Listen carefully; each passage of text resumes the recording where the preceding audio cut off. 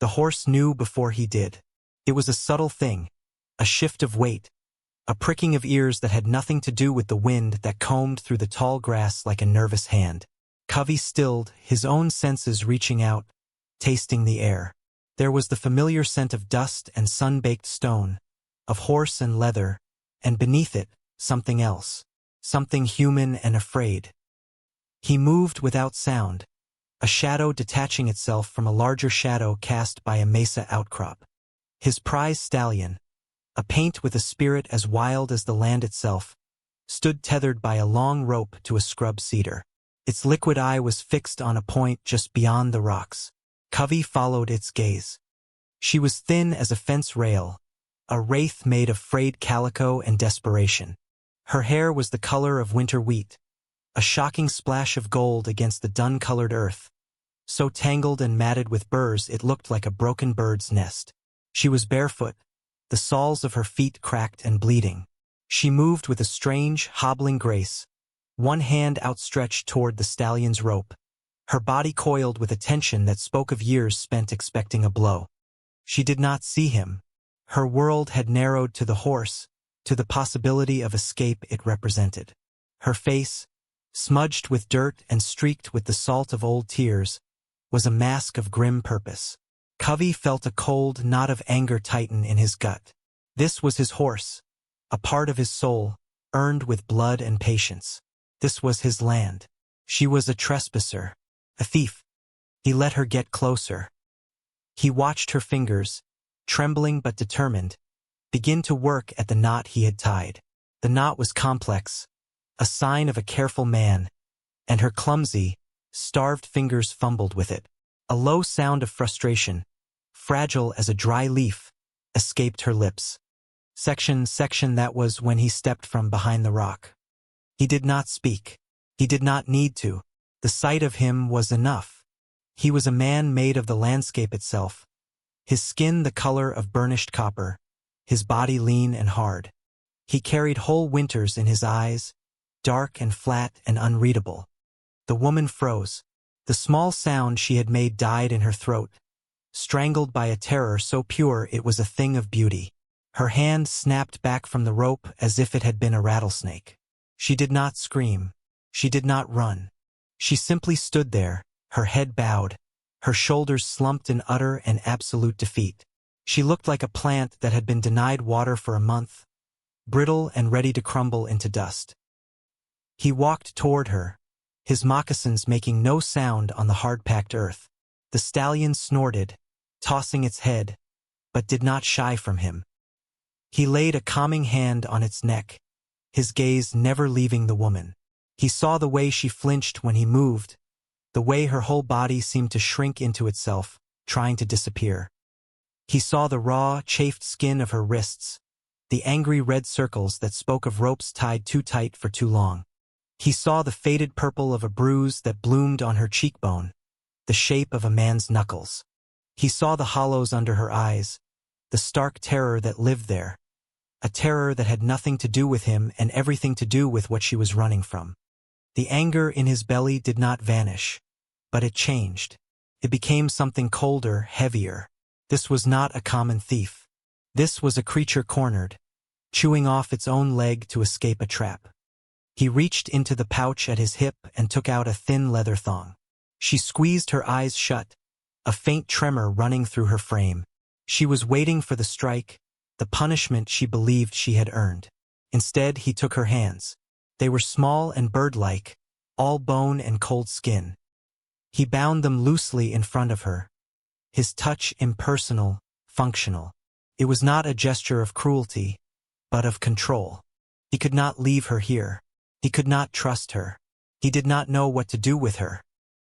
He untied his stallion, vaulted onto its back in a single fluid motion, and picked up the end of the thong that bound her. He nudged the horse forward. The leather pulled taut, and she stumbled after him, a captive once more. The dust lifted behind them like ghosts, and the silence of the plains swallowed the sound of her ragged breathing. The journey was a slow torment of sun and silence. The land stretched out in every direction, immense and indifferent, a sea of waving grass under a pale, bleached sky. Covey kept the stallion to a walk, the pace dictated by the woman's faltering steps. He could feel the slight, steady tug on the leather thong, a constant reminder of the fragile burden he trailed behind him. He did not look back at her often. When he did, he saw the same thing. Her head down, her golden hair a dull, dusty tangle, her feet leaving small, bloody prints in the dirt. She moved like an automaton, a thing without will, powered only by the pull of the rope. The sun climbed to its zenith, beating down with a merciless heat. The air grew thick and shimmered over the plains. Covey felt the familiar thirst in his own throat. He pulled the stallion to a halt and slid from its back. From a pouch on his saddle, he took a water skin. He drank, the water cool and tasting of leather and life. He turned to the woman. She had stopped when he did, her body swaying slightly with exhaustion. Her lips were cracked and white. He held out the water skin. She stared at it as if she did not understand. Her eyes, a washed-out blue, lifted to his for the first time. They were vacant, haunted. He saw no fight in them, no hope, only a deep, abiding weariness. He made a small, impatient gesture with the water skin. Slowly, as if lifting a great weight, she raised her bound hands.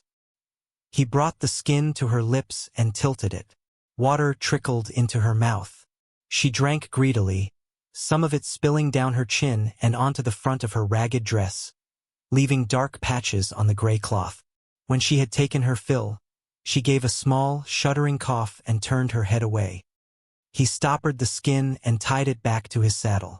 The exchange had taken place in complete silence, a small island of action in a vast ocean of quiet. It was the first kindness, a gesture as spare and necessary as the landscape itself. They traveled on. The sun began its long descent, painting the western sky in brutal strokes of blood orange and bruised purple. The wind picked up, carrying the cool promise of night. Covey's camp was nestled in a shallow, claw-like canyon, sheltered from the wind and hidden from casual view. A single teepee stood against the darkening rock, its hide weathered to the color of old bone. A fire pit, cold and black, sat before it like a dead eye. The place felt empty. It held the echo of a silence that was older and deeper than the one he had brought with him. He dismounted and led the horse to a small, spring-fed pool at the back of the canyon. He let it drink its fill before hobbling it for the night. The woman stood where he had left her, a small, lost figure in the growing dusk. He walked back to her and, with the same knife he used to skin rabbits and cut leather, he sliced through the thong that bound her wrists. The leather fell away. She did not move. She simply stood with her hands held in front of her, as if the bonds were still there. She rubbed her wrists, a slow, unconscious gesture. He pointed toward the teepee. Then he pointed to a pile of buffalo robes just inside the entrance, a space clearly separate from his own sleeping furs deeper in the lodge's shadows. It was an unspoken contract. Food, shelter, safety. He would not harm her. He turned his back on her then, a deliberate act of trust, and began to build a fire. Sparks flew up to meet the first stars. The dry tinder caught, and flames licked at the kindling, casting flickering shadows against the canyon walls. The house of his grief, which had stood silent for so long, breathed again with the light of a shared fire. She watched him from the entrance of the teepee, her face a pale oval in the gloom, a ghost at the edge of his solitude. The days fell into a rhythm, as quiet and steady as a slow heartbeat. A routine was built not with words, but with shared space and parallel tasks. Covey would rise before the sun, his movements economical and silent, and leave to hunt or check his snares. He would return with a rabbit or a prairie chicken, which he would skin and clean with practiced efficiency. He would leave a portion of the meat for her. At first, she would wait until he was gone to retrieve it, cooking it over the coals when she was alone, eating with the furtive haste of a stray animal. But as the sun rose and set on their silent world, a change began. She started to rise when he did, a shadow flitting at the edge of his morning rituals. She would gather wood for the fire, her movements becoming less hesitant, more sure. She found a flat stone and used it to grind wild grains he had stored in a parfleche bag, her hands working with a long-forgotten muscle memory. She took the ragged calico dress, the last remnant of her former life, and washed it in the spring until the water ran clear. She mended the tears with a bone needle and sinew he left for her on a rock, her stitches small and neat. They were two solitary planets orbiting the same sun, the fire that burned between them. They worked, they ate, they slept. The vast, open silence of the plains was their only conversation. But in that silence, things were said. One morning, he saw her shivering in the pre-dawn chill, her thin dress no match for the wind that turned mean as it funneled through the canyon. He went into the teepee and came out with a heavy buffalo robe, tan soft and supple. He laid it on the ground near where she sat, then walked away to check on his horse. When he returned, she had wrapped it around her shoulders. Her face was hidden in its thick fur, but he saw her hands clutch the edges of it, her knuckles white. Another day, she swept the entire ground of their small camp with a broom she fashioned from stiff grasses tied with a strip of leather. The earth was left clean and dark and orderly. He noticed but said nothing. His acknowledgement was in the way he placed his foot with care, avoiding the patterns she had made. He began to work on a pair of moccasins for her. He took a piece of soft doeskin and measured her foot with his eyes while she slept. He sat by the fire for hours, his strong hands, usually occupied with weapons or tools, moving with surprising delicacy as he punched holes with an awl and stitched the leather together. The work was slow, deliberate. Section she, in turn, began to leave small offerings in his space. A uniquely shaped river stone placed by his sleeping furs. A handful of sweet berries she had found, left on the flat rock where he sharpened his knife. They were gestures as quiet as the landscape, acknowledgments of a shared existence. She started to hum, a low, tuneless sound that was fragile at first, like the buzz of a trapped bee. Over time, it grew steadier, a thread of soft sound woven into the fabric of their days. One afternoon, he came back from the plains to find her standing near a small, crude pile of rocks at the most sheltered end of the canyon. It was a grave, his wife's, his son's. He had not been near it in months. She had cleared the weeds from around it and had placed a single stubborn prairie wildflower on top of the largest stone. He stopped, his shadow falling over her. She turned, her eyes wide, afraid she had trespassed on a sacred sorrow. He looked at the flower, then at her. He gave a single, almost imperceptible nod. It was permission. It was acceptance. It was a key turning in a lock that had been rusted shut for a very long time.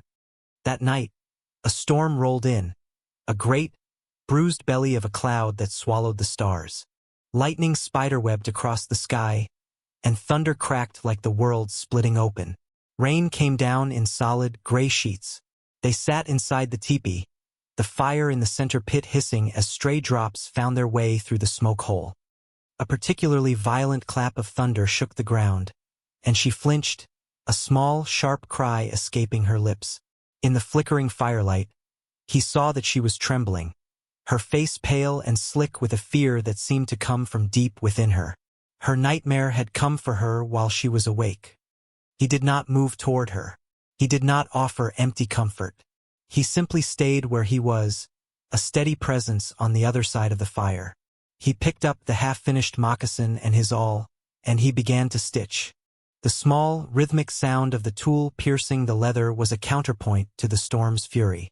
It was the sound of purpose, of creation, of a life continuing. She watched his hands, his focus absolute. The trembling slowly subsided. The storm raged on outside, but inside the small, warm circle of the teepee, a different kind of peace began to settle. The fire only changes everything if something new is waiting in the ash. The next day, the air was washed clean, the world glistening and new. The silence between them felt different. It was no longer a void, but a shared space, comfortable and worn as old leather. He was sharpening his knife on a whetstone, the rhythmic scrape of steel on stone a familiar sound. She was grinding grain, her movements fluid and practiced. He stopped, the silence that fell sudden and complete. "Who hunts you?" he asked. His voice was rough from disuse, a sound like stones grinding together. It was the first real question he had asked her. She froze, her hands stilling over the grinding stone. She did not look at him. For a long moment, the only sound was the drip of water from the canyon walls. She swallowed, a small, audible movement in her throat. "My husband," she whispered. The word was poison in her mouth. Her voice was thin, but it was clear. It was the first time he had heard her speak a full sentence. He waited. He did not press. He let the silence stretch, giving her the space to fill it or not. Her shoulder strap had slipped down, and in the clear morning light, he saw it. High on the delicate curve of her shoulder, a mark had been seared into her flesh. It was the shape of an S, a cattle brand, stark and ugly against her pale skin, a mark of ownership. His hand tightened on the hilt of his knife. The cold anger he had felt on the first day returned, but now it had a name, a face. It was the anger of a protector. He understood now. She wasn't just running from a man. She was running from a monster who believed he could own a person the way he owned a cow or a horse. He looked from the brand back to her face. She had pulled the strap back up, her gesture futile and shamed. He set his knife down. He picked up the moccasins he had finished that morning. They were simple but sturdy, the stitching strong. He walked over to her and set them on the ground before her bare, scarred feet. She stared at them, then her gaze lifted to his. Her eyes, for the first time, were not vacant or terrified. They were filled with a profound, aching question. He could not read all of it, but he could read enough. Why? He had no words for the answer. The answer was in the moccasins. It was in the shared fire. It was in the way he had turned his back on her that first night. He simply met her gaze, and for a long, silent moment, they were not a captor and a captive. They were just a man and a woman, two solitary souls who had found a strange, quiet harbor in a brutal world. The thaw had begun. It was slow and painful, but it was as inexorable as the turning of the seasons. The harbinger of the past did not arrive with the thunder of hooves or the glint of a rifle barrel in the sun. It came as a disturbance on the horizon, a smudge of dust that was not made by the wind. Covey saw it from his vantage point high on the mesa rim, a place he went to watch the world. He had seen enough dust clouds in his life to know their language. This one spoke of a single rider, moving slow and deliberate, a man tracking, not hunting. He watched until the rider was a clear figure, a dark shape on a dark horse, moving with an unnatural confidence in this vast emptiness. A white man. Covey's gut went cold. He slid back from the ledge and moved with silent urgency back toward the canyon. She saw the change in him the moment he entered the camp. His body was taut, his eyes hard and distant. He did not look at her, but his presence filled the small space with an imminent threat. He went straight to his weapons, checking the tautness of his bowstring, sliding arrows from his quiver to test their fletching. She stopped her work, her heart beginning a slow, heavy drum against her ribs.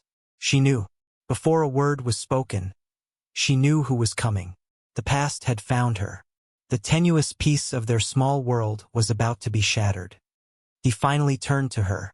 "Stay in the lodge," he said, his voice flat. It was not a request. He slung the quiver over his shoulder and took up his bow. He moved to the mouth of the canyon, melting into the shadows of the rocks like a part of the stone itself. She retreated into the teepee, but she did not cower. The woman who would have hidden in a corner was gone, burned away in the quiet fires of the last few weeks. She stood in the center of the lodge, the buffalo robe clutched around her, and listened. The silence was absolute, the kind of heavy, waiting silence that comes before a storm breaks. The land itself was holding its breath. Hours passed. The sun beat down, and the air in the teepee grew close and hot. Then she heard it, the sound of a horse, walking slowly, its shod hoofs clicking against stone. A sound that did not belong here. Then, a voice. "I know you're in there, girl. No use hidin'. I smelled that smoke for miles." The voice was thick, oily with a false heartiness that made her skin crawl. It was the voice from her nightmares, the voice of Silas, her husband, her owner. "I got business with the redskin. You come on out now. Don't make this difficult." She heard another sound then, the low, steady murmur of Covey's voice, speaking in the Comanche tongue. It was not angry, not loud, but it had the weight of the mountains in it. Silas laughed, a short, ugly bark. "I don't speak that savage gibberish. This is between me and my property. Step aside." There was a long pause. She could picture the scene as if she were standing there. Silas, bloated with arrogance, sitting high on his fine saddle. Covey, a lean, unmovable force, standing between the intruder and the home he had quietly, unknowingly, built. Then Covey spoke again, this time in the broken English he rarely used. "She stays." "The hell she does," Silas snarled, his voice losing its veneer of calm. "She belongs to me. I got a paper says so. I paid for her. Branded her myself so she wouldn't forget." The casual cruelty of his words was like a physical blow. She felt the old shame, the old horror, wash over her. But something else rose with it. A hot, clean anger. The moccasins on her feet were warm. The buffalo robe was heavy on her shoulders. These things were real. They had been given, not taken. She heard the sound of Silas dismounting, the thud of his boots on the ground. "I'm not leaving without what's mine. Now, are you going to move? Or do I have to move you?" She could not stay inside. She could not let Covey face this alone.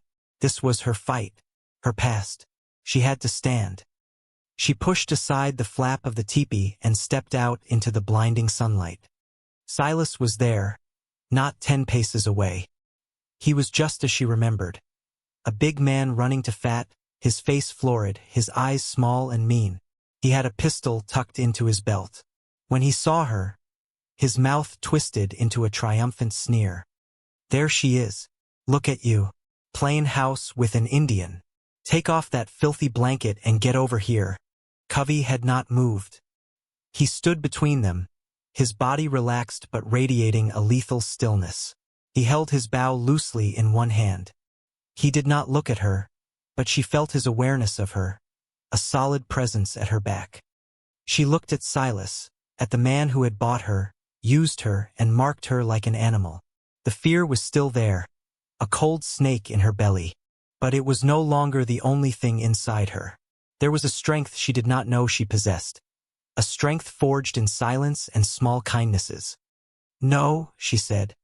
The word was quiet, but it cut through the tense air like a knife. It was the first time she had ever defied him to his face. Silas's sneer faltered. He stared at her as if seeing her for the first time. "What did you say?" She took a step forward, so she was standing beside Covey, not behind him. They were a unified front. "I said no." His face darkened with rage. He took a step toward her, his hand moving toward the pistol at his belt. "You ungrateful bitch.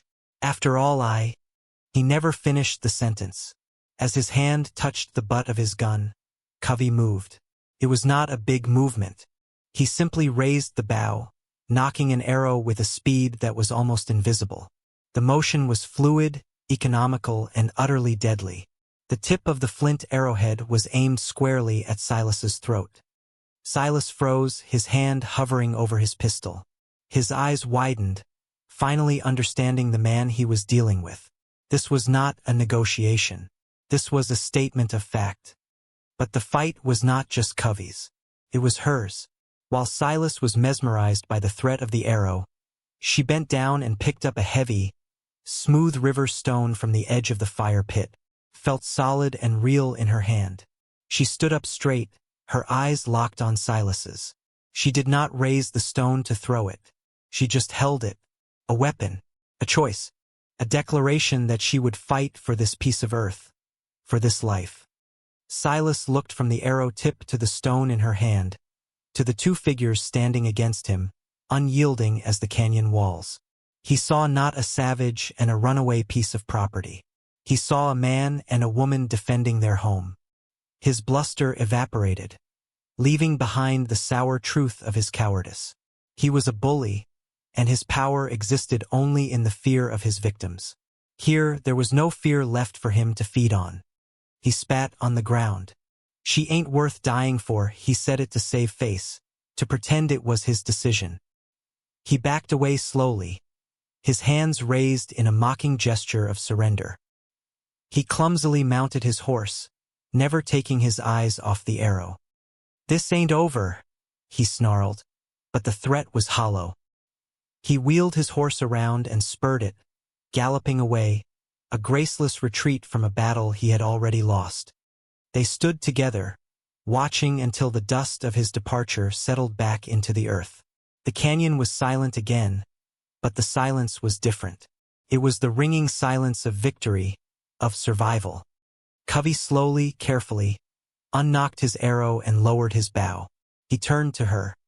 He looked at the stone she still held clutched in her hand, her knuckles white. She followed his gaze, as if surprised to find it there. Her fingers uncurled, and the stone fell to the ground with a soft thud. Her whole body began to tremble, the aftermath of adrenaline and terror. Tears she had refused to shed in front of her tormentor now welled in her eyes and streamed down her face. They were not tears of weakness, but of release. Covey did not touch her. He did not speak. He simply stood there, his presence a quiet anchor in her storm. He had seen her fear, and now he was witnessing her strength.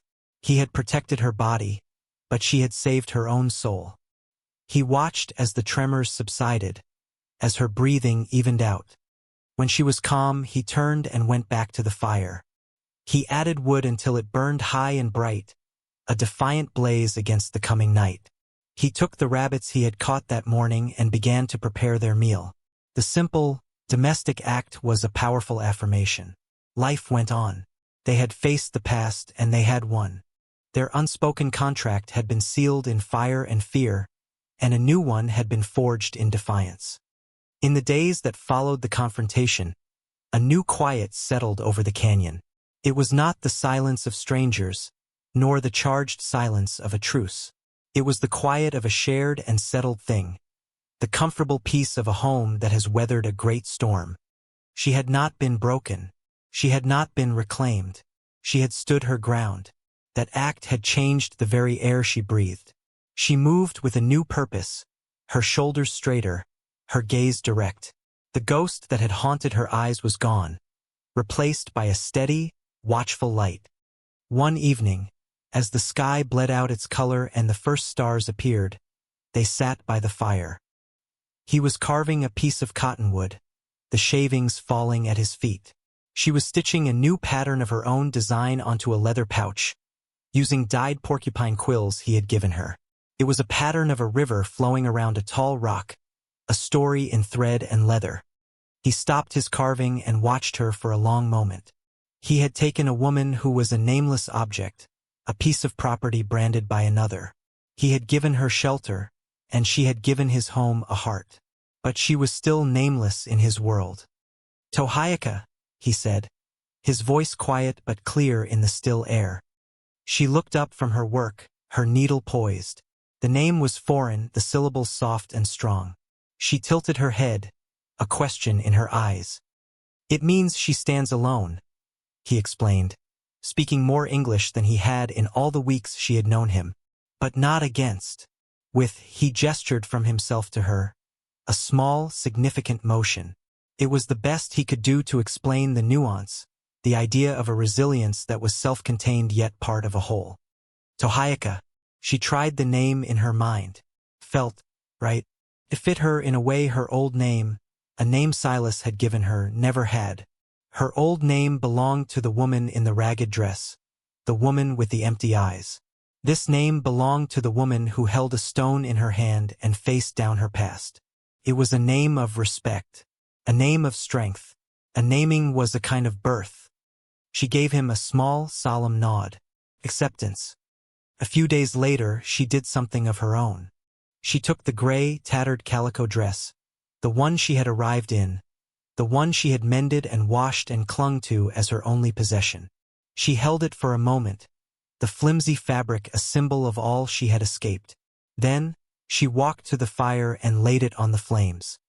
The cloth blackened, curled, and then burst into bright, hungry fire.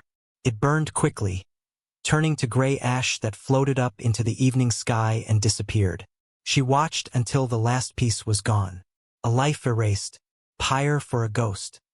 When she turned back, Covey was holding out a simple tunic of soft, smoked doeskin. It was the one he had been keeping, the one that had belonged to his wife. He had held onto it as a relic of his grief. Now he was letting it go. It was not a replacement, but a continuation. He was not giving her his wife's life, but simply a garment, a new skin for her new life. She took it. The leather was soft and smelled of smoke and sage. She went into the teepee and changed, leaving the buffalo robe behind. When she emerged, the tunic fell to her knees, the moccasins on her feet. She was no longer a castaway from another world. She looked as if she belonged to the land, to the red rock and the endless sky. Their life settled into its new shape. The bond was solidified, not with vows or declarations, but with the giving of a name and the burning of a dress.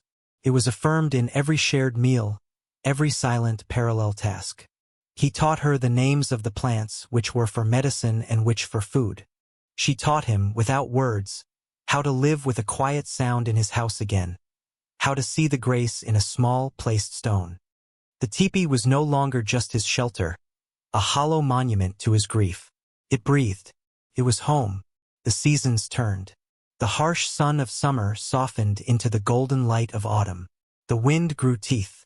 One evening, they sat on a ledge overlooking the world, watching a herd of antelope move like a flowing river across the plains below. He was fletching an arrow. She was weaving a basket from willow shoots. A comfortable silence stretched between them, a bridge built of shared experience. He looked at her, at the way the last light of the sun caught in her hair, turning it to spun gold. Tohiaka, she who stands with. He had thought he was a man finished, a man whose story had ended with a pile of rocks in a canyon. But the fire only changes everything if something new is waiting in the ash. He had pulled a desperate thief from the plains, and in healing her, he had unwittingly healed himself. He had found a life he was no longer looking for. She glanced up, feeling his gaze, and offered him a small, true smile. It was a smile of peace, of belonging. In the vast, lonely heart of the plains, two broken souls had stitched their lives together with the raw, strong thread of unspoken kindness. They had built a fortress not of stone, but of shared silence, and found a home. This story, it isn't just about a rescue. It's not about a strong man saving a damsel. That's the easy telling of it, the one that misses the whole point. It's a story about naming. Everyone we meet is trapped in a name someone else gave them. The victim, the outcast, the savage, the property. And we wear those names like ragged clothes, forgetting they aren't our skin. We forget we ever had a choice. So here is your naming. That fear you carry, that old story that hunts you, that is not your name. Your name is the moment you decide to stand up. Your name is the first time you say no to the ghost that haunts you. It's the kindness you accept and the kindness you give back. It is the life you build from the ashes of the one that burned down. The world will give you 1,000 labels, 1,000 reasons to stay on your knees. But your true name is waiting. It's in the quiet, steady work of your own two hands. It's in the courage to accept a moment of grace from a stranger. If you're brave enough to answer to it, you might find you're not just building a shelter. You might find you are building a home.